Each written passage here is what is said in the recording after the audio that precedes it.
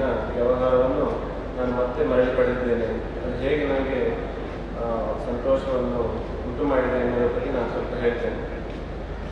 ಆಮೇಲೆ ನಾನು ಹಿಂದೆ ಹೇಗೆ ಅವಕಾಶಗಳಿಂದ ವಂಚಿತನಾಗಿದ್ದೆ ಎನ್ನುವುದನ್ನು ಹೇಳಿ ಬಯಸ್ತೇನೆ. ಯಾಕಂದರೆ ಈ ವ್ಯತ್ಯಾಸವು ಬಹಳ ದೊಡ್ಡದಾದ ಕ್ಯೂಬಿಕಲ್ ಒಳಗಡೆ ಕೂತು AC ಒಳಗಡೆ ಕೆಲಸ ಮಾಡೋದು ಮತ್ತು ಕೃಷಿಯಲ್ಲಿ ಕೆಲಸ ಮಾಡೋದು. ಮತ್ತು ಕೃಷಿಯು ಕೊನೆಯದಾಗಿ ಕೃಷಿ ಒಂದು ಅವನ ಅನಿವಾರ್ಯತೆ. ಬಿತ್ತುವುದು, ಬೆಳೆಯುವುದು, ಕಟಾವು ಮಾಡೋದು, ಧಾನ್ಯದ ಒಕ್ಕಣೆ ಮಾಡೋದು, ಧಾನ್ಯವನ್ನು ಪ್ರತ್ಯೇಕಿಸುವುದು, ಈ ಎಲ್ಲ ಹಂತದ ಕೊನೆಯ ಪ್ರಕ್ರಿಯೆಯಾಗಿ ಅಡಿಗೆ ಮಾಡುವುದು ಮತ್ತು ಊಟ ಎನ್ನುವುದು ಇದೆ. ಊಟ ಎನ್ನುವುದನ್ನು ಕೃಷಿಯಿಂದ ಪ್ರತ್ಯೇಕವಾಗಿ ನೋಡುವುದರಿಂದ ಬಹಳಷ್ಟು ದೊಡ್ಡ ದುರಂತ ಸಂಭವಿಸುತ್ತಿದೆ ಅಂತ ನನಗೆ ಅನಿಸುತ್ತೆ. ಇದನ್ನು ನಾನು ಹೇಗೆ ಕಂಡುಕೊಂಡಿದ್ದೇನೆ ಮತ್ತು ಹೇಗೆ ನನಗೆ ಕೃಷಿಗೆ ಮಾಡುವುದು ಅನಿವಾರ್ಯವಾಯಿತು ಎನ್ನುವುದನ್ನು ಹೇಳಿ ನನ್ನ ಮಾತನ್ನು ಮುಗಿಸ್ತೇನೆ. ಮೊದಲಾಗಿ ನಮ್ಮ ಪರಿಸರದ ಬಗ್ಗೆ ನಮ್ಮ ಕಲ್ಪನೆ ಏನು ಎನ್ನುವುದರ ಬಗ್ಗೆ ಕೆಲವು ಮಾತುಗಳು. ನಮಗೆ ಪರಿಸರ ರಕ್ಷಣೆ ಅಂತ ಬಹಳಷ್ಟು ಲೇಖನಗಳು, ಭಾಷಣಗಳು ನಡೀತಿರೋದ್ರಿಂದ ಪರಿಸರ ಅದೊಂದಿದೆ ಅಂತ ನಮ್ಗೆ ಗೊತ್ತಾಗಿದೆ.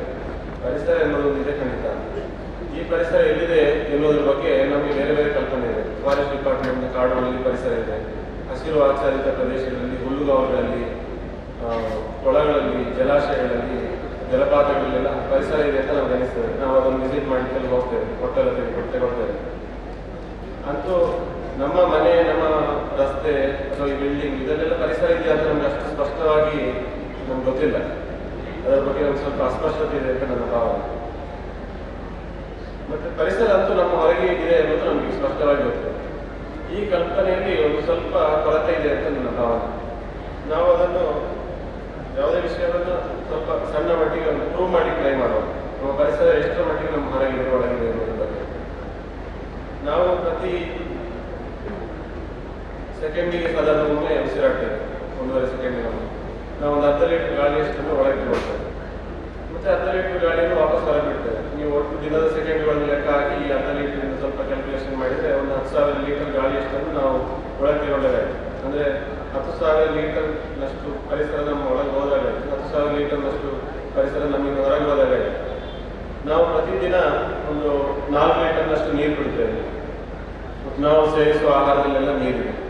ನಾನು 60 ಕಿಲೋ ತೂಗ್ತೇನೆ ನಾನು. ಆದರೆ ನನ್ನ 4 kg ನನ್ನ ತೂಕ ಪ್ರತಿದಿನ ಹೊರಗೆ ಹೋಯಿತು, ಪ್ರತಿದಿನ ಒಳಗೆ ಬಂತು.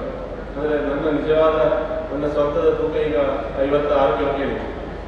ನಾವೊಂದು 2.5 ಕಿಲೋ ಘನಾಹಾರವನ್ನು ಒಳಗೆ ಸೇವಿಸ್ತೇವೆ. ನೀರನ್ನು ಬಿಟ್ಟ ಆಹಾರವನ್ನು 2 ಕಿಲೋದಷ್ಟು ಒಳಗೆ ಸೇವಿಸ್ತೇವೆ ಅಂತ ಅನ್ಕೊಳ್ಳಿ. ಇದೆಲ್ಲ ವೈದ್ಯಕೀಯವಾಗಿ ಸರಿಯಾದ ಮಾಹಿತಿಗಳಲ್ಲ. ನಾನೊಂದು ಅಂದಾಜು, ಸಾಮಾನ್ಯ ವರ್ಷ ಅಂದಾಜಿನಲ್ಲಿ ಹೇಳ್ತಾ ಇದ್ದೇನೆ. ಅಷ್ಟನ್ನು ಒಳಗೆ ಸೇವಿಸ್ತೇವೆ, ಹೊರಗೆ ಬಿಡ್ತೇವೆ. ಆಮೇಲೆ ನಾವು ಈ ಚಳಿಗಾಲದಲ್ಲಿ ಹೀಗೆ ಮಾಡಿದರೆ ಒಂದಷ್ಟು ಸ್ಕಿನ್ ನಮ್ಮದು ವಾಪಸ್ ಪರಿಸರಕ್ಕೆ ಬಿಡುಗಡೆ ಆಗ್ತದೆ ಮತ್ತು ಹೊಸದಾದದ್ದು ರಚನೆ ಆಗ್ತದೆ. ಒಂದು ಸ್ಟ್ಯಾಟಿಸ್ಟಿಕ್ಸ್ ಪ್ರಕಾರ ನೋಡಿದರೆ ಎಷ್ಟೋ 1 ಲಕ್ಷ ಕೋಟಿ ಜೀವಕೋಶಗಳನ್ನು ಪ್ರತಿ ದಿವಸ ಹೊಸದಾಗಿ ರಚನೆ ಆಗ್ತದೆ ಮತ್ತು ಪ್ರತಿ ದಿವಸ ವಿಸರ್ಜನೆ ಆಗ್ತದೆ. ಈ ವಿಸರ್ಜನೆ ಆಗುವುದರಲ್ಲಿ ಒಂದಷ್ಟು ಮರುಬಳಕೆ ಆಗ್ತದೆ. ನಾವು ಉಗುರು ತೆಗಿತೇವೆ, ಕೂದಲು ಕತ್ತರಿಸಿಕೊಳ್ತೇವೆ. ಇದೆಲ್ಲ ನಾವು ಆಲೋಚನೆ ಮಾಡಬಹುದು. ನಮ್ಮ ದೇಹದಲ್ಲಿ ಈ ರೀತಿ ಪ್ರತಿಯೊಂದು ಭಾಗ ಹೊಸದಾಗ್ತಾ ಹೋಗ್ತದೆ. ವೈದ್ಯಕೀಯವಾಗಿ ನೋಡಿದರೆ ಮೆದುಳಿನಲ್ಲಿ ಒಂದು ಸ್ವಲ್ಪ ಭಾಗ, ಹೃದಯದ ಒಂದು ಸ್ವಲ್ಪ ಭಾಗ ಮತ್ತು ಕಣ್ಣಿನ ಒಂದು ಸಣ್ಣ ಭಾಗ ಬಿಟ್ಟರೆ ನಮ್ಮ ಇಡೀ ದೇಹ ಸತತವಾಗಿ ಬದಲಾವಣೆ ಆಗ್ತಾ ಇರ್ತದೆ. ಆದ್ದರಿಂದ ನಾವು ಒಂದು ಕಡೆ ಹೋಗಿದ್ದರೆ, ಮೂಡಬಿದ್ರೆಯಲ್ಲಿ ಬಂದು ನಾನು 1 ವರ್ಷ ಜೀವನ ಮಾಡಿದರೆ, ಮೂಡಬಿದ್ರೆಯ ಮೂಲ ವಸ್ತುಗಳನ್ನು ಉಪಯೋಗಿಸಿ ನಾನು ಹೊಸ ಮನುಷ್ಯ ಆಗಿಬಿಟ್ಟೆ. ನಾನು ಅಂದ್ಕೊಂಡಿರ್ತೇನೆ, ನಾನು ವಸಂತ ಕಥೆ. ಈ ನಾನು ಅನ್ನೋ ವಸಂತ ಕಥೆ ಮೂಡಬಿದ್ರೆಯಲ್ಲಿ 1 ವರ್ಷದಲ್ಲಿ ಮೂಡಬಿದ್ರೆಯ ನೀರು, ಗಾಳಿ, ಆಹಾರವನ್ನು ಉಪಯೋಗಿಸಿ ನಾನು ಬೇರೆ ಮನುಷ್ಯ ಆಗಿಬಿಟ್ಟೆ. ಇಲ್ಲಿ ನನ್ನ ಅಹಂ ಉಳಿಯುವುದು ಹೇಗೆ ಅಂದರೆ, ನನ್ನ ಜೀವಕೋಶದಲ್ಲಿ ಇರುವ ಕೋಶ ಕೇಂದ್ರದಲ್ಲಿ ವಂಶವಾಹಿಯಲ್ಲಿ ಬಂದಿದೆ. ನೀನು ಇದೇ ರೀತಿ ವರ್ತಿಸಬೇಕು, ಇದೇ ರೀತಿ ಮಾತಾಡಬೇಕು, ನಿನಗೆ ಹಾಡ್ಲಿಕ್ಕೆ ಬರಬೇಕೋ ಬೇಡವೋ, ಇಂತಹ ಮೂಲ ಸತ್ಯಗಳು ನನ್ನ ಜೀವಕೋಶ, ನನ್ನ ನ್ಯೂಕ್ಲಿಯಸ್ನಲ್ಲಿ ಬರಬೇಕು. ಆದ್ದರಿಂದ ನಾನು ಒಂದೇ ರೀತಿ ಬಿಹೇವ್ ಮಾಡ್ತೇನೆ ಅಷ್ಟೇ. ಅದು ಬಿಟ್ಟರೆ ಆ ನೀರು, ಗಾಳಿ, ಆಹಾರ ವಸ್ತುಗಳು ಒಳಗೆ ಬರ್ತಾರೆ, ಹೊರಗೆ ಹೋಗ್ತವೆ. ಆದ್ದರಿಂದ ಪರಿಸರ ಎಲ್ಲಿದೆ ಎನ್ನುವುದನ್ನು ನಾವು ಸ್ಪಷ್ಟವಾಗಿ ಅಧ್ಯಯನ ಮಾಡಲಿಕ್ಕೆ ಹೋದರೆ ಪರಿಸರ ಒಳಗೂ ಇದೆ, ಹೊರಗೂ ಇದೆ. ಮತ್ತು ಆ ಇಂಟರ್ ಕನೆಕ್ಷನ್ ಎಷ್ಟು ಕಾಂಪ್ಲಿಕೇಟೆಡ್ ಆಗಿದೆ ಅಂದರೆ ಇವತ್ತಿನ ಯಾವುದೇ ಇಂಟರ್ನೆಟ್ ಅನ್ನು ಮೀರಿಸುವಷ್ಟು ಕಾಂಪ್ಲಿಕೇಟೆಡ್ ಆಗಿದೆ. ಆದ್ದರಿಂದ ಎಲ್ಲೋ ನಾವೀಗ ಚಪಾತಿ ಇವತ್ತು ತಿಂದದ್ದು ಪಂಜಾಬ್ನಲ್ಲಿ ತಯಾರಾಗಿರ್ಬೋದು. ಆ ಗೋಧಿಯ ಹೊಲಕ್ಕೆ ಒಂದು ವೇಳೆ ಸಿಮೆಂಟ್ ಟ್ಯಾಂಕರ್ ಬಿದ್ದಿದ್ರೆ ಅದು ನಮ್ಮ ಜೀವಕೋಶದವರೆಗೆ ಅದರ ಪರಿಣಾಮ ತಲುಪುವುದು. ಆದ್ದರಿಂದ ನಮ್ಮ ಪರಿಸರದ ಮೇಲೆ ಆಗುವ ಪ್ರತಿಯೊಂದು ಪರಿಣಾಮವು ನಮ್ಮ ಮೇಲೆ ಆಗುವ ಪರಿಣಾಮವೇ ಆಗಿದೆ. ಈ ರೀತಿ ನಾವು ಪರಿಸರವನ್ನು ನಮ್ಮೊಂದಿಗೆ ಸಮಗ್ರವಾಗಿ ನೋಡಲಿಕ್ಕೆ ಸಾಧ್ಯ ಆದರೆ ಮತ್ತು ಆ ರೀತಿ ಜೀವಿಸಲಿಕ್ಕೆ ಸಾಧ್ಯ ಆದರೆ ನಮ್ಮ ದೃಷ್ಟಿಕೋನ ಮತ್ತು ಪರಿಸರದೊಂದಿಗೆ ನಮ್ಮ ವ್ಯವಹಾರ ಬದಲಾಗ್ತದೆ. We are what we eat ಅಂತ ಒಂದು ಮಾತಿದೆ, ಅದರ ಅರ್ಥ ಇದೇ ಆಗಿದೆ. ನಮ್ಮ ಎಲ್ಲ ಆಧುನಿಕ ಉದ್ಯೋಗಗಳಲ್ಲಿ ನಮಗೆ ಈ ಇಮಿಡಿಯೇಟ್ ಸರೌಂಡಿಂಗ್ ಜೊತೆ ಇರಬೇಕಾಗಿದ್ದ ಸಂಬಂಧವನ್ನು ಸಪರೇಟ್ ಮಾಡ್ತಾರೆ. ಆದ್ದರಿಂದ ನಮಗೆ ನಮ್ಮ ಸುತ್ತುವರೆದ ಪರಿಸರದ ಜೊತೆ ಒಂದು ಅವಲಂಬನೆ ಇದೆ ಎನ್ನುವುದು ನಮಗೆ ಅರ್ಥ ಆಗ್ತಾ ಇಲ್ಲ ಈಗ. ಆದ್ದರಿಂದ ಪರಿಸರದ ಕಲಿಕೆ ಮತ್ತು ರಕ್ಷಣೆ ನಮಗೊಂದು ಆಯ್ಕೆಯಾಗಿದೆ. ಈಗ ನಮಗೆ ಬಿಡುವಿದ್ದಾಗ ನಾವು ಮಾಡುವಂಥದ್ದು, ವೀಕೆಂಡ್ಗಳಲ್ಲಿ ಮಾಡುವಂಥದ್ದು, ಈ ರೀತಿಯ ಒಂದು ಆಯ್ಕೆಯಾಗಿ ನಮ್ಗೆ ಉಳಿದಿದೆ. ಆದರೆ ನಿಜಕ್ಕೆ ಅಂದರೆ ಅದು ನಮಗೆ ಆಯ್ಕೆಯಾಗಿ ಉಳಿದಿಲ್ಲ. ಯಾಕಂದರೆ ಪ್ರತಿ ಸೆಕೆಂಡ್ನಲ್ಲಿ ನಾವು ಹೊರಗಿನ ಗಾಳಿಯನ್ನು ಒಳಗೆ ಸೇವಿಸ್ತೇವೆ ಅಂದಮೇಲೆ ಆ ಪ್ರತಿ ಸೆಕೆಂಡ್ ಅದು ಪ್ಯೂರ್ ಆಗಿ ಇರಲೇಬೇಕಂತಂದ್ರೆ ತೊಂದರೆ ನಮಗೆ ಇದೆ ಅಷ್ಟೇ. ಪ್ರಕೃತಿಯಿಂದ ಒಮ್ಮೆ ಲಿಬರೇಟ್ ಆಗಿದ್ದೇವೆ ಅಂತ ನಮಗೆ ಅನಿಸ್ಬಿಟ್ರೆ ಮತ್ತೆ ನಮಗೆ ಅದರ ನಿರ್ವಹಣೆ ಸುಸ್ಥಿತಿ ಯಾವುದು ನಮಗೆ ಆದ್ಯತೆ ಆಗಿರುವುದಿಲ್ಲ. ನಮ್ಮ ಈಗ ಹಳೆ ಕಾಲದ ಗ್ಯಾಸ್ ಲ್ಯಾಂಪ್ಗಳು ಈಗ ಉಪಯೋಗ ಇಲ್ಲ. ಅದ ಕಾರಣ ನಮ್ಮ ಮನೆಯ ಮೂಲೆಗಳಲ್ಲಿ ಬಿದ್ದಿದೆ. ಯಾಕೆಂದ್ರೆ ನಮಗೆ ಅದರಿಂದ ನಾವು ಲಿಬರೇಟ್ ಆಗಿದ್ದೇವೆ, ಅದಕ್ಕಿಂತ LED ನಮಗೆ ಬಂದ್ಬಿಟ್ಟಿದೆ. ಅದ ಕಾರಣ ಯಾವ ವಸ್ತು ವಿಷಯದಿಂದ ನಾವು ನಮ್ಮ ಸಂಪರ್ಕವನ್ನು ಕಳೆದುಕೊಂಡಿದ್ದೇವೋ ಆ ವಸ್ತುವಿನ ಮೇಲೆ ನಮಗೆ ಯಾವುದೇ ಪ್ರೀತಿ ಆಮೇಲೆ ಉಳಿಯುವುದಿಲ್ಲ, ನಮಗೆ ಸಾಧ್ಯವಾಗುವುದಿಲ್ಲ. ಪ್ರಾಯೋಗಿಕವಾಗಿ ನಮಗೆ 24 ಗಂಟೆ ಮಾತ್ರ ಇರುವುದಿಲ್ಲ. ಇಷ್ಟು ನನಗೆ ಹೇಳಿದ ವಿಷಯ ಎಷ್ಟು ಹೇಳಿದ್ರು ಸ್ವಲ್ಪ ಥಿಯರಿಟಿಕಲ್ ಆಗಿದೆ. ನಾನು ಪ್ರಾಯೋಗಿಕವಾಗಿ ಪ್ರಕೃತಿಯೊಂದಿಗೆ ಇರಬೇಕಾದ ಸಂಬಂಧವನ್ನು ನನ್ನ ಮಿತಿಯಲ್ಲಿ ಹೇಗೆ ಅನುಭವಿಸ್ತಾ ಇದ್ದೇನೆ ಎನ್ನುವುದನ್ನು ಸಾಧಾರಣ 1 ವರ್ಷದ ಅವಧಿಯಲ್ಲಿ ನಿಮಗೆ ಹೇಳಿ ಪ್ರಯತ್ನ ಮಾಡ್ತೇನೆ. ಸ್ವಲ್ಪ ಫಾಸ್ಟ್ ಫಾರ್ವರ್ಡ್ ಸಾರಾಂಶದ ರೀತಿಯಲ್ಲಿ ಸಮಗ್ರವಾಗಿ ಆಗಿದೆ. ಮೇ 24, 20, 24 ಮಧ್ಯೆಯಲ್ಲೂ ಪತ್ನಾಜೆ ಬರ್ತದೆ. ಪತ್ನಾಜೆ ದಿವಸ ಜೇನು ತೆಗಿಲಿಕ್ಕೆ ಕೊನೆಯ ದಿನ ಅಂತ ಹೇಳ್ತಾರೆ. ಆಮೇಲೆ ನಾವು ಜೇನು ತೆಗಿಬಾರ್ದು. ಯಾಕೆಂದ್ರೆ ಆ ಟೈಮ್ಗಾಗಲೇ ವಾತಾವರಣದಲ್ಲಿ ತೇವಾಂಶ ಉಷ್ಣಾಂಶ ತುಂಬ ಹೆಚ್ಚಾಗಿ ಮಳೆ ಬರುವ ಎಲ್ಲ ಮುನ್ಸೂಚನೆಗಳು ಕಾಣಲಿಕ್ಕೆ ಶುರುವಾಗ್ತದೆ. ಆಗ ಗಿಡಗಳಿಗೆ ಅದು ಗೊತ್ತಾಗ್ತದೆ. ಅವು ಹೂ ಬಿಡುವುದನ್ನು ನಿಲ್ಲಿಸಿ ಆಮೇಲೆ ಚಿಗುರು ಮೊಗ್ಗುಗಳನ್ನು ಬಿಡಲಿಕ್ಕೆ ಶುರು ಮಾಡ್ತವೆ. ಆಗ ಹೂವಿನ ಪ್ರಮಾಣ ಕಡಿಮೆ ಆಗ್ತದೆ. ಅದು ಜೇನುದುಂಬಿಗಳಿಗೆ ಗೊತ್ತಾಗ್ತದೆ. ಅವು ಆಮೇಲೆ ಗೂಡಿನ ಜನಸಂಖ್ಯೆಯನ್ನು ಕಡಿಮೆ ಮಾಡಿಕೊಳ್ತವೆ ಮತ್ತು ಜೇನು ಸಂಗ್ರಹಿಸುವುದು ಕಡಿಮೆ ಮಾಡ್ತವೆ. ಆಮೇಲೆ ನಾವು ಜೇನು ತಿಂದರೆ ಜೇನು ಕುಟುಂಬಕ್ಕೆ ಬಹಳ ಕಟ್ಟಾಗ್ತದೆ. ಅದರಿಂದ ನಾವು ಅಲ್ಲಿಗೆ ನಿಲ್ಲಿಸಿಬಿಡ್ತೇವೆ. ಅಂದರೆ ಒಬ್ಬ ಕೃಷಿಕ ತನಗೆ ತಿಳಿಯದೆಯೋ ಆ ಪ್ರಕೃತಿಯಲ್ಲಿ ಆಗುವ ಅತಿ ಸೂಕ್ಷ್ಮ ಬದಲಾವಣೆಗೆ, ಗಿಡಗಳು ಆ ಬದಲಾವಣೆಗೆ ತೋರಿಸುವ ಪ್ರತಿಸ್ಪಂದನೆಗೆ ತನಗೆ ತಿಳಿಯದೆ ರೆಸ್ಪಾಂಡ್ ಮಾಡ್ತಾನೆ. ಈ ರೀತಿ ಅದು ಅವನ ಜೀವನದ ಮೇಲೆ ಪ್ರಭಾವವನ್ನು ಬೀರ್ತದೆ. ಮಳೆ ಜೂನ್ ಅಂತ ಬಂದಾಗ ನಮಗೆ ಮಳೆ ಬರಬೇಕಂತ ಒಂದು ನಿರೀಕ್ಷೆ ಇದೆ. ಜೂನ್ನಿಂದ ಜೂನ್ ಜುಲೈ ಆಗಸ್ಟ್ ಮಳೆ ಬರಬೇಕಂತ ಅದನ್ನು ನಿರೀಕ್ಷಿಸಿ ನಾವು ಭತ್ತದ ಕೃಷಿಕರೆಲ್ಲ ನೇಜೆ ಹಾಕ್ತೇವೆ. ಈ ನೇಜೆ ಹಾಕಿದ್ದಕ್ಕೆ ಒಂದು ವಯಸ್ಸು ಅಂತ ಉಂಟು. ಅದಕ್ಕೆ ಒಂದು ಮಿತಿಯೊಳಗೆ ಅದನ್ನು ಆ ಸಮಯದೊಳಗೆ ನೆಟ್ಟಾಗಬೇಕು. ಆಮೇಲೂ ಮಳೆ ಬರದಿದ್ರೆ ನಮಗೆ ಗದ್ದೆಯನ್ನು ಉಳುಮೆ ಮಾಡಲಿಕ್ಕೆ ಆಗೋದಿಲ್ಲ. ಈ ಜೂನ್ 20, 25ವರೆಗೆ ಮಳೆ ಬರದಿದ್ರೆ ನಮಗೆ ಪ್ರತಿದಿನ ನಮಗೆ ಸಮಸ್ಯೆ ಆಗಿ ಶುರುವಾಗ್ತದೆ. ಯಾಕಂದ್ರೆ ನೇಜಿ ಹಳದಿ ಆಗಿ ಶುರುವಾಗ್ತದೆ. ನನಗೆ ಹಿಂದೆ ನಾನು ಸಾಫ್ಟ್ವೇರ್ ಉದ್ಯೋಗದಲ್ಲಿದ್ದಾಗ ನನಗೆ ಕುಡಿಲಿಕ್ಕೆ ನೀರು, ಸ್ನಾನ ಮಾಡಲಿಕ್ಕೆ ನೀರು ಇದೆಲ್ಲ ಇದ್ದಾಗ ನಮಗೆ ಮಳೆ 15ಕ್ಕೆ ಬಂದರೂ 16ಕ್ಕೆ ಬಂದರೂ ಏನೂ ತೊಂದರೆ ಆಗ್ತಿಲ್ಲ. ಈಗ ಆ ದಿನ ಅನ್ನೋದು ಬಹಳ ಮುಖ್ಯವಾಗಿದೆ. ಅದು ಜೂನ್ 5ಕ್ಕಾದರೂ ಬರಲಿ, ಅಟ್ಲೀಸ್ಟ್ ಆಗಾದರೂ ಬರಲಿ ಅಂತ ನಾನು ಹಾರೈಕೆ ಮಾಡ್ತೇನೆ. ಈ ರೀತಿ ಪರಿಸರದ ಮೇಲೆ ಡಿಪೆಂಡೆನ್ಸ್ ಇರಬೇಕು ಅನ್ನೋದನ್ನು ನಾನೀಗ ಸ್ಟೆಪ್ ಬೈ ಸ್ಟೆಪ್ ಹೇಳ್ತಾ ಇದ್ದೇನೆ.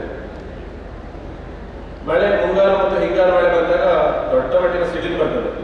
ಈ ಸಿಡಿಲಿನ ಮೇಲೆ ನಾವು ತೋರಿಸುವ ಪ್ರತಿಸ್ಪಂದನೆ ನಾನು ಹಿಂದೆ ತೋರಿಸ್ತಾ ಇದ್ದೇನೆ ಅಂದರೆ ಮೊಬೈಲನ್ನು ಆದಷ್ಟು ಬೇಗ ಚಾರ್ಜಿಂಗ್ ಕೇಬಲಿಂದ ಅನ್ಪ್ಲಗ್ ಮಾಡೋದು. ಇದು ಬಿಟ್ಟರೆ ನಮಗೆ ಹೆಚ್ಚಿನ ಸಿಡಿಲಿನ ಮೇಲೆ ಡಿಪೆಂಡೆನ್ಸ್ ಇಲ್ಲ. ನಮಗೆ ನಮ್ಮ ಎಲೆಕ್ಟ್ರಾನಿಕ್ ಡಿವೈಸ್ಗಳು ಹಾಳಾಗದಿರಲಿ ಅನ್ನೋ ಒಂದು ಕಾಳಜಿ ಇದೆ.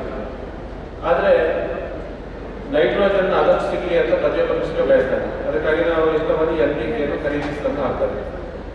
ಇಡೀ ಜಿಲ್ಲೆಯ ಕೃಷಿಕರು ತಂದು ಹಾಕಲಿಕ್ಕೆ ಸಾಧ್ಯವಿರುವಷ್ಟು NPK ಒಂದು ಸಿಡಿಲು ಮಳೆ ಹಾಕಿಬಿಡ್ತಾರೆ. ಅದು ಸಾವಿರಾರು ಟನ್ ನೈಟ್ರೋಜನ್ ಅನ್ನು ಫಿಕ್ಸ್ ಮಾಡಿ ನೈಟ್ರೇಟ್ ರೂಪಕ್ಕೆ ಪರಿವರ್ತಿಸಿ ಭೂಮಿಗೆ ಸೇರಿಸ್ತದೆ. ಅಂತ ಒಂದು ಸಿಗ್ನಿಫಿಕೆನ್ಸ್ ಅನ್ನ ಸಿಡಿಲು ಹೊಂದಿದೆ. ನಾನು ನೆಟ್ಟ ಹೊಂಗೆ, ರಕ್ತಚಂದನ ಇತ್ಯಾದಿ ಗಿಡಗಳಲ್ಲಿ ಒಂದು 2 ದಿನದಲ್ಲಿ ನಾವು ಸಿಡಿಲು ಮಳೆ ಬಂದ್ಮೇಲೆ ಹೋಗಿ ನೋಡಿದ್ರೆ ಇಷ್ಟಿಷ್ಟು ದೊಡ್ಡ ಎಲೆಗಳು ಬಂದಿರ್ತವೆ. ಬಸಳೆ ಎಲೆ ಆಗಿರ್ತದೆ, ಅಷ್ಟು ಎಳೆಯದಾಗಿ ಅಷ್ಟು ಸೊಕ್ಕಿಕೊಂಡಿರ್ತದೆ. ಇದು ಸಿಡಿಲು ಕೃಷಿಕರ ಜೀವನದ ಮೇಲೆ ಉಂಟು ಮಾಡುವ ಪರಿಣಾಮ. ಅದರಿಂದ ತೊಂದರೆಯೂ ಕೆಲವು ಆಗ್ಬೋದು. 1-2 ಎಲೆಕ್ಟ್ರಾನಿಕ್ ಡಿವೈಸ್ಗಳು ಹೋಗ್ಬೋದು, ಅದು ಬೇರೆ ವಿಷಯ. ನಾನು ಇದರಲ್ಲಿ ಬರೇ ಸಂತೋಷಕರ ಪರಿಣಾಮಗಳನ್ನು ಹೇಳ್ತಾ ಇದ್ದೆ, ಎರಡನ್ನೂ ಹೇಳ್ತಾ ಇದ್ದೇನೆ. ಮಳೆಗಾಲದಲ್ಲಿ ಮಾಡುವ ಕೃಷಿ ಚಟುವಟಿಕೆಗಳೆಲ್ಲ ನಡೆದ ಮೇಲೆ ಚಳಿಗಾಲ ಮೆಲ್ಲಗೆ ಎಂಟ್ರಾಗಿ ಬದಲಾವಣೆ ಆಗ್ತದೆ. ಆಗ ಜೇನು ಪೆಟ್ಟಿಗೆಯಲ್ಲಿ ಆಕ್ಟಿವಿಟಿ ಜಾಸ್ತಿ ಆಗ್ತದೆ, ಪಾಲ್ ಮಾಡೋದು ಇಂಥ ಕೆಲಸಗಳೆಲ್ಲ ಶುರುವಾಗ್ತದೆ. ಅಂದರೆ ನಾವು ಚಳಿಗಾಲಕ್ಕೆ ಆ ರೀತಿ ರೆಸ್ಪಾಂಡ್ ಮಾಡ್ತೇವೆ. ಚಳಿಗಾಲದಲ್ಲಿ ಒಂದು ಮುಖ್ಯವಾದ ಲಕ್ಷಣ ಏನಂದರೆ ಪೂರ್ವ ದಿಕ್ಕಿನಲ್ಲಿ ಮತ್ತು ಈ ದಕ್ಷಿಣ ಕನ್ನಡದ ಭಾಷೆಯಲ್ಲಿ ತೆಂಕ ದಿಕ್ಕಿನಲ್ಲಿ ಬೆಳಗ್ಗೆ ಹೊತ್ತು ಮತ್ತು ಸಂಜೆ ಹೊತ್ತು ತುಂಬ ಪ್ರಖರವಾದ ಸೂರ್ಯನ ಬೆಳಕು ಬೀಳ್ತದೆ. ಇದಕ್ಕೆ ಅಡಿಕೆ ಮರಗಳು ಬಹಳ ಕಷ್ಟಪಡ್ತವೆ. ಅಡಿಕೆ ಮರದ ಕಾಂಡ ಸುಟ್ಟೋಗೋದ್ರಿಂದ ಬೇಗ ಮುರಿದು ಬಿಡಿ ಶುರುವಾಗ್ತದೆ, ಈಟ್ ಕಡಿಮೆ ಆಗ್ತದೆ. ಅದರಿಂದಾಗಿ ಅಡಿಕೆ ಮರಗಳನ್ನು ನೆಡುವಾಗ ಆದಷ್ಟು ತೆಂಕದ ಸಾಲಿನಲ್ಲಿ ನೆಡ್ತಾರೆ. ತೆಂಕ ಅಂದರೆ ದಕ್ಷಿಣ ಪಶ್ಚಿಮ ದಿಕ್ಕಿನಿಂದ 22 ಡಿಗ್ರಿ ಆಫ್ಸೆಟ್ ಅಂದರೆ ಈ ಲೈನ್ ತೆಂಕ, ಇದು ಪೂರ್ವ ಆದರೆ ಈ ಲೈನ್ ತೆಂಕ. ಇದರಲ್ಲೇ ನಾವು ಸಾಲಾಗಿ ನೆಡ್ತೇವೆ. ಕಂಪಾಸ್ ಮತ್ತು ಕ್ರಾಸ್ ಟಾಪ್ ಅಂತ ಹೇಳ್ತಾರೆ. ಇದನ್ನೆಲ್ಲ ಬಳಸಿ ಮಾಡುವ ಸೈಂಟಿಫಿಕ್ ಆದ ಒಂದು ಲೆಕ್ಕಾಚಾರ ಅದು, ನಾನು ಮಾಡಿ ನೋಡಿದ್ದೇನೆ. ಆ ರೀತಿ ಸೂರ್ಯನ ಬೆಳಕಿನ ಇನ್ಸಿಡೆಂಟ್ ಆಂಗಲ್ಗೆ, ಸೂರ್ಯನ ಬೆಳಕು ಬೀಳುವ ದಿಕ್ಕಿಗೆ ಪ್ರತಿಸ್ಪಂದನೆ ಮಾಡುವ ಯಾವುದಾದ್ರೂ ಒಂದು ಉದ್ಯೋಗ ಇದ್ರೆ ನೀವು ನನಗೆ ತೋರಿಸಿ. ನನ್ನ ಪ್ರಕಾರ ಸದ್ಯಕ್ಕೆ ಇದು ಕೃಷಿ ಒಂದೇ ಅಂತ ಉದ್ಯೋಗ.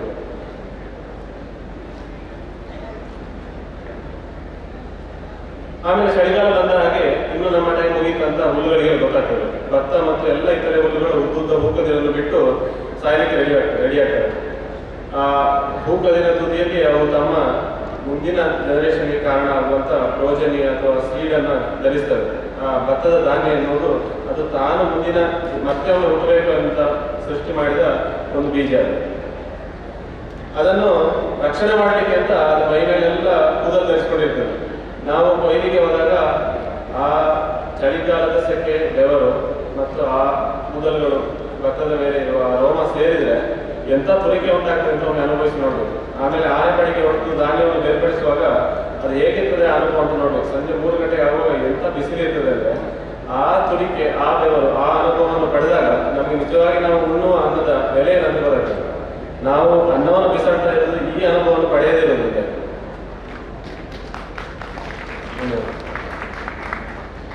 ಆಮೇಲೆ ನವರಾತ್ರಿ, ದೀಪಾವಳಿ, ಸುಬ್ರಹ್ಮಣ್ಯ ಷಷ್ಠಿ ಇದಕ್ಕೆಲ್ಲ ಒಂದೊಂದು ಮಳೆ ಬರುವ ಟೈಮ್ ಅಂತ ನಮ್ಮ ಹಿರಿಯರು ಹೇಳಿಟ್ಟಿದ್ದಾರೆ ಮತ್ತು ಆ ರೀತಿ ಅದು ತಕ್ಕ ಮಟ್ಟಿಗೆ ವರ್ತನೆ ಮಾಡ್ತದೆ. ಮೊದಲೇ ನವರಾತ್ರಿಗೆ ಆಲ್ಮೋಸ್ಟ್ ಮಳೆ ಸ್ವಲ್ಪ ಬಂತು, ನಮಗೆ ಕುಸೂರು ಸೈಡಲ್ಲಿ ಜಾಸ್ತಿ ಬಂತು. ದೀಪಾವಳಿ ಒಂದು ಸ್ವಲ್ಪ ತುಂಬಿಳು ಆಯಿತು. ಈ ಮಳೆಗಳು ಅದು ಹೇಗೆ ಆ ಹಬ್ಬಗಳನ್ನು ಮತ್ತು ಮಳೆಗಳನ್ನು ಸಂಬಂಧ ಕಲ್ಪಿಸಿಟ್ಟಿದ್ದಾರೆ ನನಗೆ ಗೊತ್ತಿಲ್ಲ. ಆ ಕ್ಯಾಲ್ಕುಲೇಷನ್ ವಿಜ್ಞಾನವನ್ನು ತಿಳಿಯಲು ನಮ್ಮ ಹಿರಿಯರು ಹೇಗೆ ಮಾಡಿದ್ದಾರೆ ಅಂತ ನನಗೆ ಅಂದಾಜಿಲ್ಲ. ಆದರೆ ಮಳೆಯ ಲಕ್ಷಣ ಬರುವುದಂತೂ ಹೌದು, ಎಷ್ಟೋ ಕಡೆ ಮಳೆ ಆಗೋದು ಹೌದು. ಈ ಮಳೆ ನನ್ನ ನಗರದ ಉದ್ಯೋಗದಲ್ಲಿ ನನಗೆ ಮಹತ್ವದ್ದಾಗಿರಲಿಲ್ಲ. ಯಾಕೆಂದರೆ ನೀರು ಈಗ ನನಗೆ ಒಂದು ಸ್ವಲ್ಪ ಪ್ರಕೃತಿ ಸ್ಪಂದನೆ ಇದ್ರೂ ಕೂಡ ಆ ಟೈಮು ನೀರಿನ ಕೊರತೆ ಆಗೋ ಟೈಮಲ್ಲಿ ನಮ್ಮ ಅಕ್ಟೋಬರ್, ನವೆಂಬರ್, ಡಿಸೆಂಬರ್ ಟೈಮ್, ಆಗಷ್ಟೇ ಮಳೆಗಾಲ ಹೋದ ಟೈಮು, ವಾಟರ್ ಟೇಬಲ್ ತುಂಬ ಮೇಲೆ ಇರೋ ಟೈಮ್. ಅದರ ಮಳೆ ಆದರೂ ದೊಡ್ಡ ಒಂದು ಆಗ್ಲಿಕ್ಕೆ ಹೋಗ್ಲಿಕ್ಕೆ ಏನಿಲ್ಲ. ಆದರೆ ಕೃಷಿಕರಾದವರಿಗೆ ಆ ಟೈಮ್ಗೆ ನಾವು ನಮ್ಮ ನೀರಾವರಿ ವ್ಯವಸ್ಥೆಯನ್ನು ಶುರು ಮಾಡಬೇಕು, ಎಲ್ಲೆಲ್ಲೋ ಹಾಳಾಗಿ ಹೋಗಿರ್ತದೆ, ಪೈಪ್ ಹೊಡೆದು ಹೋಗಿರ್ತದೆ, ಇದನ್ನೆಲ್ಲ ಮತ್ತೆ ಶುರು ಮಾಡುವ ಒಂದು ಒತ್ತಡ ಇರ್ತದೆ. ಆದ್ದರಿಂದ ನಮಗೆ ಯಾವುದು ಮಳೆ ಆಗಲಿ ಅಂತ ಭಾಳ ಆಸೆ ಇರ್ತದೆ. ಅಲ್ಲದಿದ್ದರೆ ನಾವು ಇಮಿಡಿಯೇಟ್ ಆಗಿ ಕೆಲಸ ಮಾಡಬೇಕು, ನಮ್ಗೆ ಏನೇನೋ ವೈಯಕ್ತಿಕ ಒತ್ತಡಗಳಿಂದ ಮಾಡಲಿಕ್ಕೆ ಆಗ್ತಾ ಇರೋದಿಲ್ಲ. ಒಂದು ಮಳೆ ನಮಗೆ ಒಂದು ವಾರದ ನಿರ್ಮಿಸಿರೋದು ಕೊಡ್ತದೆ, ಅದೊಂದು ಆದರೆ ಆಗುವ ಅನುಭವ ಬೇರೆ. ಆದ್ದರಿಂದ ಈ ಒಂದೊಂದು ಮಳೆಗಳು ಕೂಡ ನಮಗೆ ಮಹತ್ವದ್ದಾಗಿರ್ತದೆ.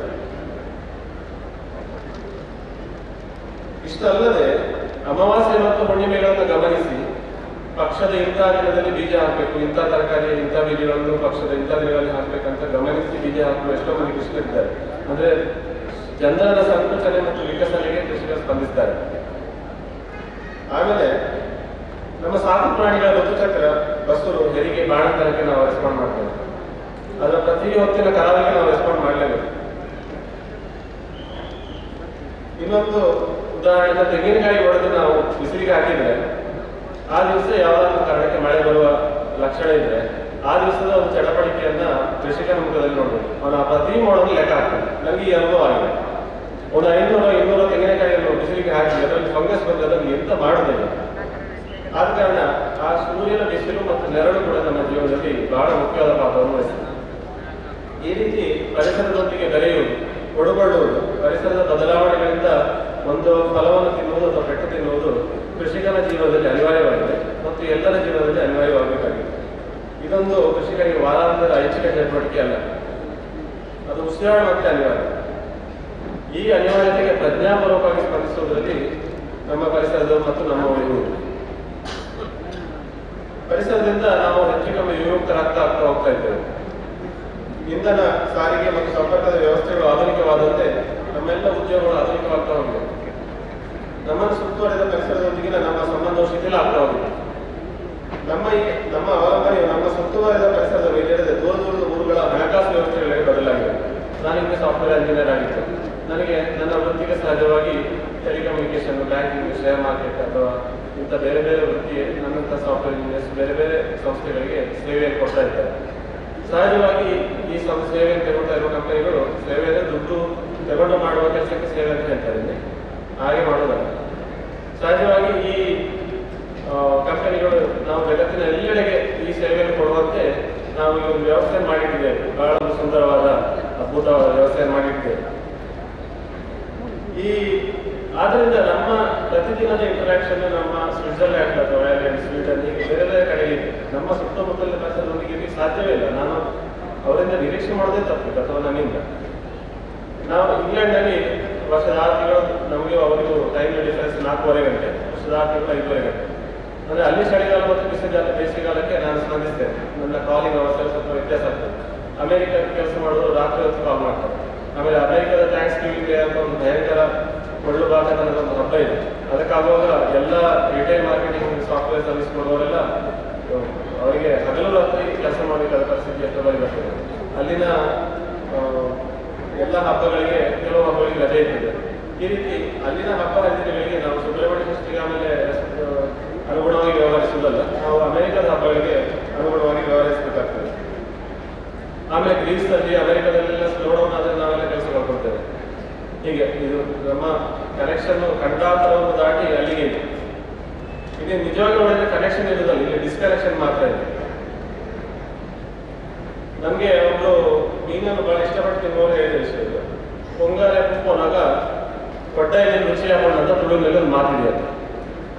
ಅಂದರೆ ಹೊಂಗಾರೆ ಮರ ಹೂ ಹೋದಾಗ ಕೊಡ್ಡಾಯಿ ಅನ್ನೋ ಒಂದು ಮೀನು ರುಚಿಯಾಗಿರ್ತದೆ ಅಂತ. ಬಹಳ ಹೆಚ್ಚು ರುಚಿ ಇಲ್ಲದ ಒಂದು ಬ್ಲ್ಯಾಂಡ್ ಆದ ಒಂದು ಮೀನು ಅಂತದ್ದು. ಆದರೆ ಹೊಂಗಾರೆ ಮರ ಹೂ ಹೋಗೋ ಟೈಮಿಗೆ ಅದು ಬಹಳ ರುಚಿಕರ ಆಗ್ತದೆ. ಅಂದರೆ ಎಲ್ಲಿ ಹೊಂಗಾರೆ ಮರ, ಎಲ್ಲಿ ಅದರ ಹೂ ಹೋಗೋದು ಮತ್ತು ಎಲ್ಲಿಯ ಕೊಡ್ಡಾಯಿ ಮೀನು, ಅದು ಎರಡರ ಮಧ್ಯೆ ಸಂಪರ್ಕವನ್ನು ನಮ್ಮ ಹಿರಿಯರು ಹೇಗೆ ಕಲ್ಪಿಸಿದ್ದಾರೆ, ಅವರು ಪರಿಸರವನ್ನು ಸತತವಾಗಿ ಅಬ್ಸರ್ವ್ ಮಾಡೋದ್ರಿಂದ ಕಲ್ಪಿಸಿದ್ದಾರೆ. ನನಗೆ ಈ ವಿಷಯವನ್ನು ಹೇಳಿದವರಾಗಲಿ ಅಥವಾ ಅವರಿಗೆ ಆದಂಥ ವಿಷಯವನ್ನು ಹೇಳಿದ ಅವರ ತಾಯಿ ಆಗಲಿ ಅವರೇನು ಪರಿಸರ ತಜ್ಞರಲ್ಲ, ಪರಿಸರದ ಬಗ್ಗೆ ಕಾಳಜಿ ಮತ್ತು ಎಕ್ಸ್ಪ್ಲಿಸಿಟ್ ಆಗಿ ತೋರಿಸಿಕೊಳ್ಳೋರಲ್ಲ. ಇದು ಅವರಿಗೆ ಸಹಜವಾಗಿ ಸಿದ್ಧಿಸಿದಂಥದ್ದು ಮತ್ತು ತಲೆಮಾರುಗಳಿಂದ ಟ್ರಾನ್ಸ್ಫರ್ ಆಗುತ್ತೆ. ಈಗ ನಮಗೆ ನಮ್ಮ ಮಕ್ಕಳಿಗೆ ಹೊಂಗಾರೆ ಮರ ಅಂತ ಹೇಳಿದ್ರೆ ಹೊಂಗಾರೆ ಮರ ಎಲ್ಲಿ ಹುಟ್ಟಿ, ಹೊಂಗಾರೆ ಮರ ಅಂತ ಏನು ಅಂದರೆ ಏನೋ ನಮಗೆ ಗೊತ್ತುಂಟು. ಆದ್ದರಿಂದ ನಾವು ನಮ್ಮ ಸಂಪರ್ಕವನ್ನು ಹೀಗೆ ಇದ್ದ ಮೊದಲಿನ ಸಂಪರ್ಕವನ್ನು ನಾವು ಕಳ್ಕೊಂಡಿದ್ದೇವೆ. ಈ ಡಿಸ್ಕನೆಕ್ಷನ್ನ ಪರಿಣಾಮವು ಅಗಾಧವಾಗಿದೆ. ಇದರಿಂದ ನಮ್ಮ ಯುವ ಜನತೆಗೆ ದೂರಿನ ವಿದೇಶದ ಆರ್ಥಿಕ ಸಂಕೀರ್ಣತೆಗಳು ಅರ್ಥವಾಗಿದೆ ಎನ್ನುವುದು ನಿಜ. ಆದರೆ ನಮ್ಮ ಕಾಲಪುರದ ಜ್ಞಾನವೆಲ್ಲ ಮರೆತೇ ಹೋಗಿದೆ. ಇಂದು ನಮಗೆ ಬೆಳ್ತಿಗೆ ಮತ್ತು ಕುಚ್ಚಿಲಕ್ಕಿಗಳು ಒಂದೇ ಭತ್ತದಿಂದ ತಯಾರು ಮಾಡಲಿಕ್ಕೆ ಸಾಧ್ಯ ಇದೆ ಅಂತ ನಮಗೆ ಗೊತ್ತಿಲ್ಲ. ಅದು ಎರಡು ಬೇರೆ ಬೇರೆ ಬ್ಲೇಡ್ ಅಂತ ಅಂದ್ಕೊಂಡು ಹೋಗಿದ್ದಾರೆ. ಬಾಳೆ ಗಿಡವೊಂದನ್ನು ಮಾಡಲು ಕಂದು ನೆಡಬೇಕಂತ ಗೊತ್ತಿಲ್ಲ ನಮಗೆ. PhD ಮಾಡಲಿಕ್ಕೆ ಹೊರಟ ಒಬ್ಬಾಕಿ ವಿದ್ಯಾರ್ಥಿನಿ ತಾವರೆಯ ಗಿಡವನ್ನು ನೀವು ನೋಡಿರ್ತೀವಿ. ದೊಡ್ಡ ದೊಡ್ಡ ಎಲೆಗಳು 1-2 ಫೀಟ್ ಎತ್ತು ಬಂದು ಇಷ್ಟು ದೊಡ್ಡ ಎಲೆ ಬಂದಿತ್ತು. ಅದನ್ನು ನೋಡಿ ಇದು ಒಂದೆಲೆಗನ ಅಂತ ಕೇಳ್ತೀವಿ. ತಾವರೆ ಗಿಡವನ್ನು ನೋಡಿ ಯಾಕೆ ಒಂದೆಲೆ ಅಂತ ಅನ್ಕೊಳ್ತಾರೆ. ಹೋರಿಯನ್ನು ನೋಡಿ ಈ ದನಕ್ಕೆ ಯಾಕೆ ಒಂದೇ ಮಲೆ ಇದೆ ಅಂತ ಕೇಳಿದ್ದಾರೆ. ಇದೆಲ್ಲ ನಾನು ನಿಜವಾಗಿ ಆದ ಘಟನೆಗಳನ್ನು ನಾನು ಹೇಳ್ತಾ ಇದ್ದೆ, ಸುಳ್ಳು ಹೇಳ್ತಾ ಇದ್ದಲ್ಲ. ಇಂಥ ಬೇಕಾದಷ್ಟು ಉದಾಹರಣೆ ನಾನು ಪಟ್ಟಿ ಮಾಡ್ಬೋದು. ಮುಳ್ಳು ಸೌತೆ ಗಿಡ, ತೊಂಡೆ, ಹಾಗಲಕಾಯಿ, ಹಲಸಿನ ಇಷ್ಟು ಗಿಡಗಳನ್ನು ನಮ್ಮ ಹೈಸ್ಕೂಲ್ ವಿದ್ಯಾರ್ಥಿಗಳಿಗೆ ತೋರಿಸಿದ ಸರ್ವೆ ಮಾಡೋಣ. ಇದರಲ್ಲಿ ಯಾವ ಗಿಡದಲ್ಲಿ ಏನಾಗ್ತದೆ ಅಂತ ಹೇಳಿ ನಾವು ಒಂದು ಪ್ರಶ್ನೆ ಕೇಳೋಣ. ಎಷ್ಟು ಜನ ಉತ್ತರ ಹೇಳ್ಬೋದು ಅಂತ ನೀವು ಹೇಳಿ. ಆದರೆ ಇದೇ ವಿದ್ಯಾರ್ಥಿಗಳಿಗೆ ನಮ್ಮ ಮಕ್ಕಳು ತಯಾರಾಗುವ ಪ್ರಕ್ರಿಯೆ ಏನು, ಪ್ರಜನನ ಪ್ರಕ್ರಿಯೆ ಏನು ಅಂತ ಅವರಿಗೆ ಮೊಬೈಲ್ನಲ್ಲಿ ನೋಡಿ ಗೊತ್ತಿದೆ. ಇದು ನಾವು ಮಾಡಿರುವ ಕ್ರಾಂತಿ.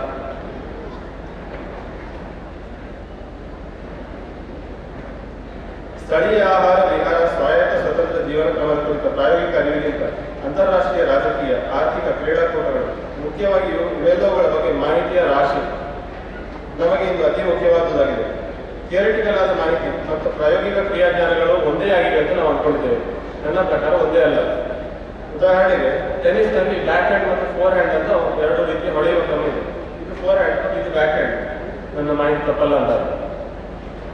ನಮ್ಮ ಪ್ರಸಿದ್ಧ ಟೆನ್ನಿಸ್ ತಾರೆ ರೋಜರ್ ಫೆಡರರ್ ಅಂತ ಹೇಳಿದಾರಲ್ಲ, ಅವರೆಲ್ಲ ಹೇಗೆ ಯಾವುದರಲ್ಲಿ ಹುಷಾರಿದ್ದಾರೆ, back hand strong, four hand strong, ಎಷ್ಟು ಏಸ್ ತಗೊಳ್ತಾರೆ ಅಂತೆಲ್ಲ ನಮಗೆ ಬಹಳ ಆಳವಾಗಿ ಗೊತ್ತಿದೆ.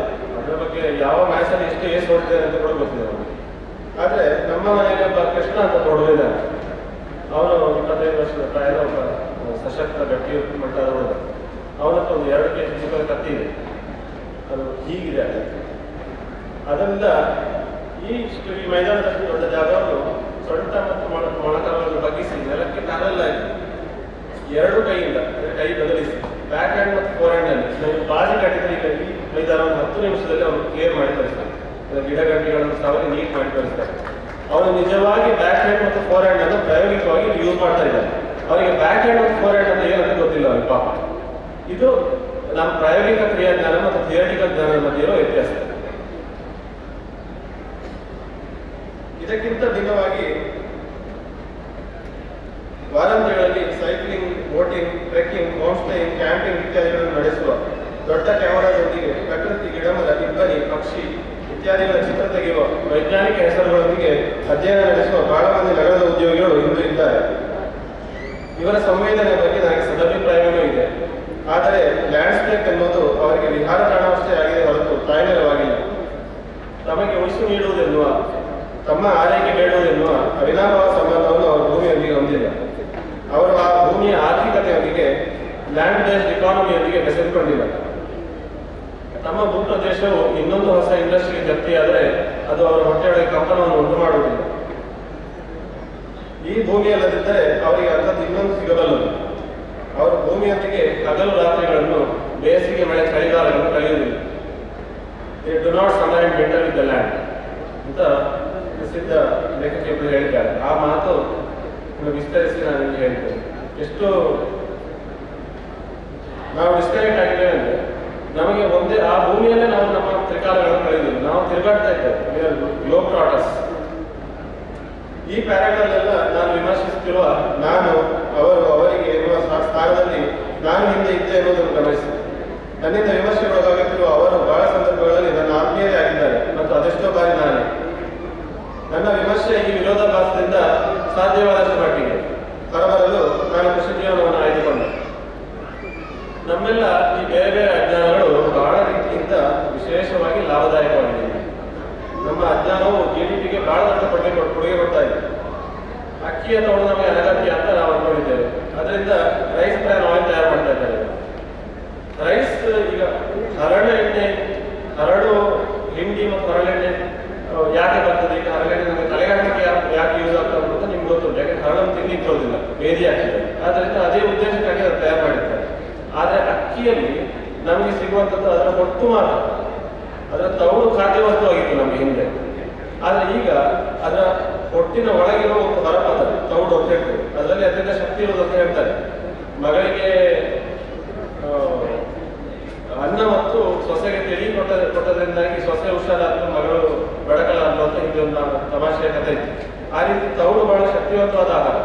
ಅದು ನಮಗೆ ಬೇಡ, ನಮಗೆ ಬಿಳಿಯಾದ ಅಕ್ಕಿ ಬೇಕು ಅಂತ ನಾವು ಅಂದ್ಕೊಳ್ಳೋದ್ರಿಂದ ರೈಸ್ ಬ್ರ್ಯಾನ್ ಆಯಿಲ್ ಅನ್ನು ನಾವು ತಯಾರು ಮಾಡಲಿಕ್ಕೆ ಕಂಪನಿಗಳಿಗೆ ಸುಲಭವಾಗಿದೆ.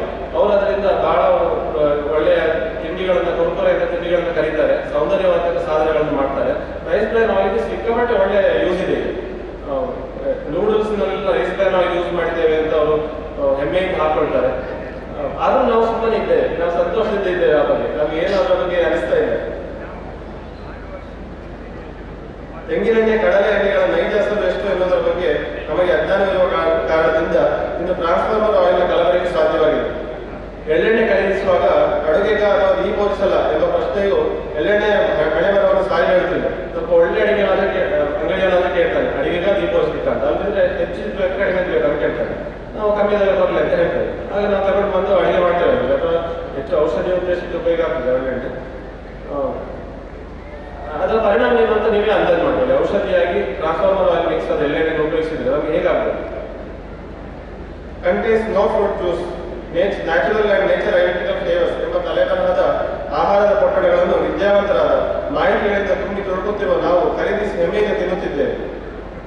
ನೀರು ಕಲುಷಿತವಾದ್ದರಿಂದ ಇಂದು ಶುದ್ಧೀಕರಿಸುವ ಯಂತ್ರಗಳಿಗೆ ಬಹುಬೇಡಿಕೆ ಇದೆ. ಸಮುದ್ರದ ನೀರನ್ನು ಸಿಹಿ ನೀರು ಮಾಡುವ ಯಂತ್ರ ಮಂಗಳೂರಿನಲ್ಲಿ ಸ್ಥಾಪನೆ ಆಗ್ತಾ ಇದೆ. 2019 ಇದರ ಉದ್ಘಾಟನೆ ಅಂತ ಒಂದು ವಾರ ಹಿಂದೆ ಪೇಪರ್ನಲ್ಲಿ ಬಂದಿತ್ತು.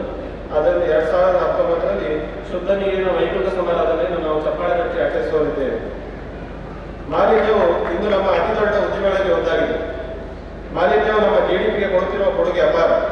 ಇವೆಲ್ಲವುಗಳ ಬಗೆಗಿನ ಮಾಹಿತಿ ನಮ್ಮ ಬೆರಳ ತುದಿಯಲ್ಲಿ ಅನಿಯಮಿತ ಇಂಟರ್ನೆಟ್ ಕನೆಕ್ಷನ್ ಮೂಲಕ ಸಿಗುತ್ತಿದೆ. ಅಂದರೆ ಈ ಮಾಹಿತಿಗೆ ಇರುವಕ್ಕೆ ಮೊದಲೇ ಇರುವುದು ನಿಸ್ಸಂಶಯ. ಇಂದಿನ ಉದ್ದಿಮೆಗಳಲ್ಲಿ ಕೆಲಸದ ಜವಾಬ್ದಾರಿಯು ನೂರಾರು ವಿವಿಧ ಹಂತಗಳಿಗೆ ಹಂಚಿ ಹೋಗಿದೆ. ತುಂಬಾ ಲೆವೆಲ್ಸ್ ಇದೆ. ಎಂಟ್ರಿ ಆದ್ಮೇಲೆ ಸೀನಿಯರ್ ಮ್ಯಾನೇಜರ್, ಆಮೇಲೆ ಅವರ ಮೇಲೆ ಮ್ಯಾನೇಜರ್, ಒಂದು 8-10 ಲೆವೆಲ್ಸ್ ಇದೆ.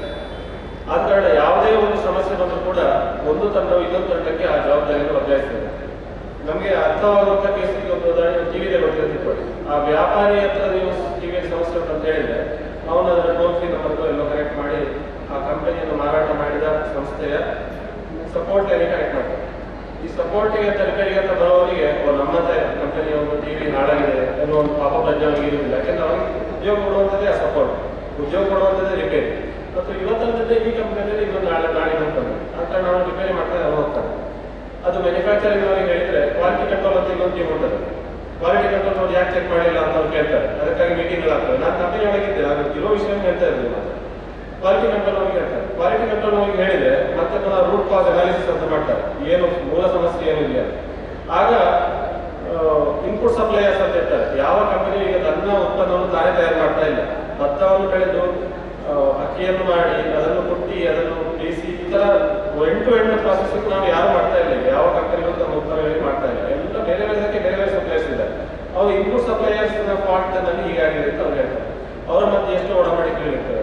ಹಾಗೆ ಕೊನೆಗೆ ಒಬ್ಬ ಮೂಲ ಸಮಸ್ಯೆಯ ಕಾರಣಕರ್ತ ಯಾರು ಕೊನೆಗೂ ಕಂಡುಹಿಡಿಯಲಿಕ್ಕೆ ಆಗುದಿಲ್ಲ. ಈಗ ಭೋಪಾಲ್ ಅದರ ದುರಂತದಲ್ಲಿ ಇಂಥ ಎಲ್ಲ ಟ್ರಾಜಿಡಿಗಳಲ್ಲಿ ಕೂಡ ಮೂಲ ಸಮಸ್ಯೆಯ ಕಾರಣಕರ್ತ ತಪ್ಪಿಸಿಕೊಂಡಿದ್ದಾರೆ. ಮತ್ತು ಕಂಪನಿ ಎನ್ನುವುದರಲ್ಲಿ ಒಂದು ಲೀಗಲ್ ಎಂಟಿಟಿ ಆಗಿ ಆ ಸಂಸ್ಥೆ ಮಾತ್ರ ಇರ್ತದೆ ಮತ್ತು ಅದರ ಒಬ್ಬೊಬ್ಬ ಓನರ್ ಒಬ್ಬೊಬ್ಬ MD ಇರುವುದಿಲ್ಲ. ಆದ ಕಾರಣ ಅವರಿಗೆ ತಪ್ಪಿಸಿಕೊಳ್ಳೋದು ಬಹಳ ಸುಲಭ. ಅವ್ರು ರಿಟೈರ್ ಆಗಿ ಹೋಗ್ತಾರೆ ನಮ್ಮ ಕೇಸಲ್ಲಿ ಮುಗಿಯುವಾಗ. ಆದರೆ ಕೃಷಿಯಲ್ಲಿ ಹಾಗೆ ಆಗುದಿಲ್ಲ. ಕೃಷಿಯಲ್ಲಿ ಮನೆಯಲ್ಲಿ ಆಗಿ ಒಬ್ಬಾಕೆ ತಾಯಿ ತಾನು ತಯಾರು ಮಾಡುವ ಅಡಿಗೆಗೆ ತಾನೇ ಜವಾಬ್ದಾರಿ. ಅವಳಿಗೆ ಕಲಸಿಡಿದಾಗಿದೆ ಅಂತ ಅವಳಿಗೆ ನಿಲ್ಲಿಸಿದ್ರೆ ಅದು ಊಟ ಇರುವುದಿಲ್ಲ ಅಥವಾ ಬರೀ ಸಾಯಿದೆ. ನಿಮ್ಗೆ ಆ ವ್ಯತ್ಯಾಸ ನೇರವಾಗಿ ಕಾಣಿಸ್ಕೊಡ್ತೀವಿ. ಇನ್ನೊಂದು ತಂಡಕ್ಕೆ ರೆಸ್ಪಾನ್ಸಿಬಿಲಿಟಿಯನ್ನು ಹ್ಯಾಂಡಲ್ ಓವರ್ ಮಾಡಲಿಕ್ಕೆ ಆಗುದಿಲ್ಲ. ಆಮೇಲೆ ಭತ್ತದ ಕೊಯ್ಲು ಸ್ವಲ್ಪ ಲೇಟ್ ಆಯಿತು ಎನ್ನುವ ಕಾರಣಕ್ಕೆ ನಮ್ಮ ಭತ್ತದ ತೆರೆಯು ನಮ್ಮ ಮೇಲೆ ಕರಡೆ ತೋರುದಿಲ್ಲ. ಅದು ಒಂದು ಮಳೆ ಬಂದರೆ ಅಥವಾ ಗಾಳಿ ಬೀಸಿದ್ರೆ ಸ್ವಲ್ಪ ಉದುರಿ ಬೀಳ್ಲಿಕ್ಕೆ ಶುರುವಾಗ್ತದೆ. ಎಷ್ಟೋ ಭತ್ತ ಅವರ 10% ಭತ್ತ ಬಿದ್ದು ನಾಶ ಆಯ್ತು ಅಂತ ಹೇಳುವ ಕೃಷಿಕರು ಇರ್ತಾರೆ. ನನ್ನ ತಂದೆ 1980ನೇ ಇಸವಿಯಲ್ಲಿ ಕೊಯ್ಲು ಮಾಡಿಗೆ ಆಗಲಿಲ್ಲ ಅನ್ನೋ ಕಾರಣಕ್ಕೆ ಗದ್ದೆಯನ್ನು ನಿಲ್ಲಿಸಿದ್ರು. ನಾವು ಈಗ ಇತ್ತೀಚೆಗೆ ಮತ್ತೆ ಶುರು ಮಾಡಿದ್ದೇವೆ, ಬೇರೆ ವಿಷಯ. ನಾವು ಬೆಳೆದ ಅಷ್ಟು ಕಷ್ಟಪಟ್ಟು ಬೆಳೆದ ರೈಲು ಗದ್ದೆಯಲ್ಲಿ ನಿಂತು ಹಾಳಾಯ್ತು ಅಂತ ಹೇಳಿದ್ರೆ ನಮಗೆ ಹೇಗೆ ಸೇರಿಸಬೇಕಾಗ್ತದೆ? ಈ ರೀತಿ ಆ ತಪ್ಪು ನಷ್ಟಕ್ಕೂ ನಾವೇ ಹೊಡೆಯೋದಾಗ್ತದೆ.